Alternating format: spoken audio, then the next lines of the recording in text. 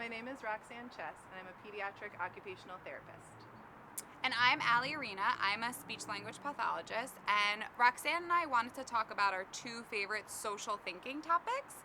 Social thinking is a technique that both occupational therapists and speech language pathologists use to target social skills needs in both children and older adolescents. So, when we talk about social thinking, what does that mean? When we're playing with another child, in order for it to not just be parallel play where we're side by side but maybe using the same materials or in the same area, more collaborative play requires a group plan, whether we're aware of it or not. And so we have from the social thinking curriculum, these are some books that parents might like to check out because they're very helpful. This one is about the group plan, and what that basically means is that it's rooting the child in play. What's expected during this game, and not just from a behavioral point of view, but really in the social and the social group of the peers. What do I do during this game? And for some children that doesn't come quite as naturally. So having a group plan of what we're going to be doing can be very calming and organizing for the child.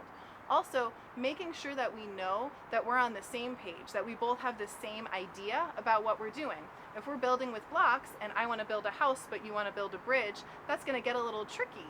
Also, are we sharing the materials? Are we building in a collaborative way that's going to be fun for everybody? That requires that we both have the same idea or the same thought bubble. And that's where thought bubbles come in. So this is another book that we both love from the social thinking curriculum. And this is an example of a thought bubble. So your thought bubble is what you're thinking in your head. So let's say we're playing with blocks and I'm thinking, I really want the red block and I'm going to put it on the blue block.